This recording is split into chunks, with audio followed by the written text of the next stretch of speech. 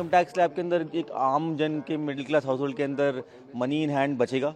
तो money in hand बचता है तो फिर आप इन्वेस्टमेंट्स एक्सपेंडिचर दोनों करते हैं तो एक कंज्यूमर बेस्ड इकोनॉमी बनेगी तो देश की ग्रोथ के लिए फ़ायदा होगा। बजट काफ़ी अच्छा अनाउंस किया है। बहुत टाइम से ये पर्सनल टैक्स स्लैब्स के लिए ऊपर सीमा बढ़ाने की बात कर रहे थे, तो इसके अंदर काफ़ी बड़ी छूट दी गई है, तो इससे कंज्यूमर इकोनॉमी काफ़ी बढ़ेगी और मैं काफ़ी उत्साहित हूँ बजट देख के। It's very welcome and what's required for the middle class. It will certainly spur consumption and therefore investment and employment. Just set in place a virtuous cycle.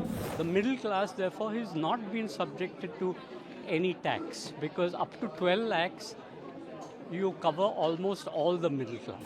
So the income is freed today and that income will go back into consumption and therefore push capex. So it's a virtual cycle. आम वर्ग के लिए जैसे कि हम सब ने सुना, इनकम टैक्स में 12 लाख तक की लिमिट पे नो टैक्स अनाउंस किया गया है, जो कि एक बहुत बड़ा रिलीफ है। इस बजट में द बेस्ट पार्ट इज़ कि सभी सेक्टर्स को देखते हुए ये बजट फॉर्म किया गया है। हर एक सेक्टर के लिए बहुत बेनिफिशियल इस बजट को बनाया गया है।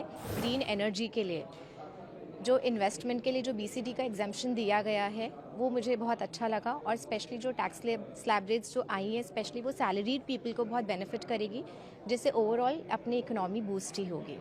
इनकम टैक्स स्लैब के अंदर एक आम जन के मिडिल क्लास हाउस होल्ड के अंदर मनी इन हैंड बचेगा। तो मनी इन हैंड बचता है तो फिर आप इन्वेस्टमेंट्स एक्सपेंडिचर दोनों करते हैं तो एक कंज्यूमर बेस्ड इकोनॉमी बनेगी तो देश की ग्रोथ के लिए फ़ायदा होगा। कुल मिलाकर बजट का एक ओवरऑल व्यू की यदि बात की जाए तो किस प्रकार का बजट संक्षिप्त शब्दों में?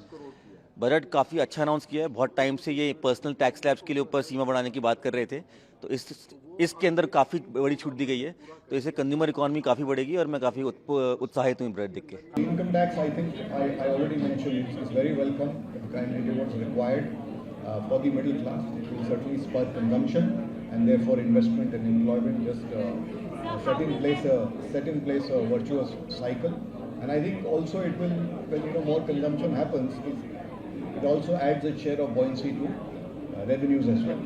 The middle class, therefore, is not been subjected to any tax because up to 12 lakhs you cover almost all the middle class. So the income is freed today and that income will go back into consumption and therefore push capex. So it's a virtual cycle. How was the budget from industry perspective? I think the demands met. I think one of the most significant areas of growth is insurance, and they have clearly said that insurance segment is now raised to 100%. So all these enterprises which have got foreign investment will see sudden breakups. They will exclude themselves from Indian insurers and set up insurance as a wholly owned subsidiary.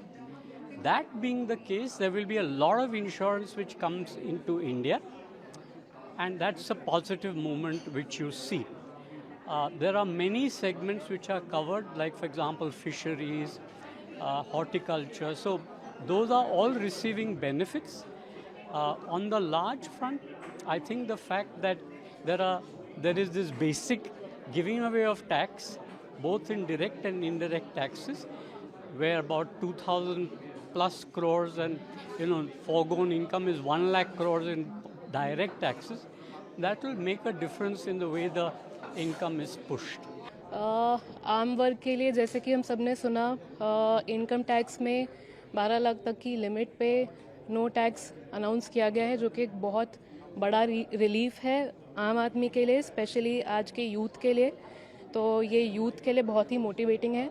And मैं बात करूँ महिलाओं के लिए, तो मैं focus करना चाहूँगी एंटरप्रेन्योरशिप पे। काफ़ी फोकस किया गया है हमारे बजट में, एंड विमेन एंटरप्रेन्योर्स को डायरेक्ट बेनिफिट करने की बात की गई है। तो टैक्स स्लैब में जो परिवर्तन की बात की, एक नई घोषणा करी, उसको किस तरह देखते हैं? इनकम टैक्स जी स्लैब में परिवर्तन की बात की। जी, तो इनकम टैक्स स्लैब में जो परिवर्तन किए गए हैं, ओवरऑल कॉमन मैन को बहुत रिलीफ मिलेगा, ताकि वो जो अपना उनके एक्सपेंडिचर हैं, सेविंग्स में उनको बहुत रिलीफ मिलेगी, एक्सपेंडिचर उनका डेफिनेटली बढ़ेगा, जो कि ओवरऑल हमारी इकोनॉमी के जीडीपी की तरफ काफ़ी हेल्पफुल रहेगा।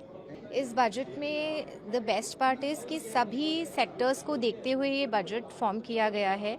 हर एक सेक्टर के लिए बहुत बेनिफिशियल इस बजट को बनाया गया है। मुझे जो अपील किया वो तो वुमेन एंटरप्रेन्योर्स को अपलिफ्ट करने के लिए जो रिफॉर्म्स बनाए गए हैं, स्टार्टअप्स के लिए जो रिफॉर्म्स बजट में बनाए गए हैं, और जो ग्रीन एनर्जी के लिए जो इन्वेस्टमेंट के लिए जो बीसीडी का एग्जाम्पशन दिया गया है, वो मुझे बहुत अच्छा लगा। और स्पेशली जो टैक्स स्लैब रेट्स जो आई हैं, स्पेशली वो सैलरीड पीपल को बहुत बेनिफिट करेगी, जिससे ओवरऑल अपनी इकोनॉमी बूस्ट ही होगी। टैक्स स्लैब में जो परिवर्तन की बात कही है, उसे किस तरह देखते हैं? उससे मुझे लगता है कि टैक्स फाइनली गवर्नमेंट खुद ना लेके उन जो टैक्स पेयर्स हैं, जो इनकम खुद जनरेट कर रहे हैं, उनको और इन्वेस्टमेंट करने की अपॉर्चुनिटीज़ मिलेगी अब।